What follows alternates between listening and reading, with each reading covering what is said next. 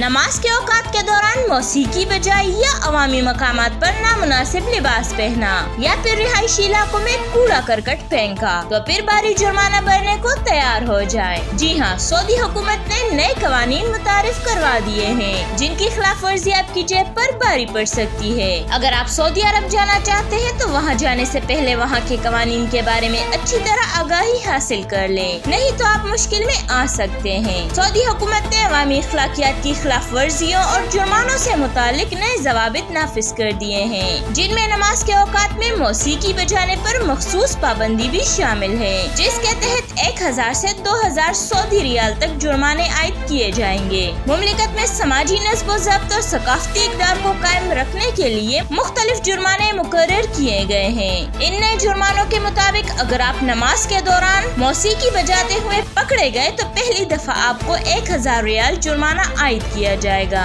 और अगर आप दूसरी दफा यही खिलाफ वर्जी करते हुए पकड़े गए तो जुर्माना डबल हो जाएगा, यानी 2000 रियाल जुर्माना अदा करना पड़ेगा। यही नहीं, अवामी मकामात पर ख्वाबगाह का लिबास पहनने या हिजान अंगेज मवाद तहरीर किए हुए कपड़े पहनने पर 500 से 1000 सऊदी रियाल जुर्माना होगा। इसके अलावा जिनसी तौर पर नामुनासिब रवैये पर 3000 सऊदी रियाल जुर्माना अदा करना पड़ेगा और अगर आप दूसरी बार इसी खिलाफ वर्जी के मुर्तकिब हुए तो जुर्माना डबल यानी 6000 सऊदी रियाल हो जाएगा। अवामी परेशानी का सबब बनने वाले अमाल जैसे कि रिहायशी इलाकों में कूड़ा करकट फैलाने पर 500 से 1000 तक का सऊदी रियाल जुर्माना अदा करना पड़ेगा। कवानीन में मखसूस अवामी बर्ताव जैसे गैर कानूनी तस्वीर कशी करने पर 1000 से 2000 सऊदी रियाल जुर्माना, बुजुर्ग अफराद की मखसूस सीटों पर बैठने पर 200 से 400 सऊदी रियाल जुर्माना और अवामी पार्कों में आग जलाने पर 100 से 200 सऊदी रियाल का जुर्माना भी शामिल है।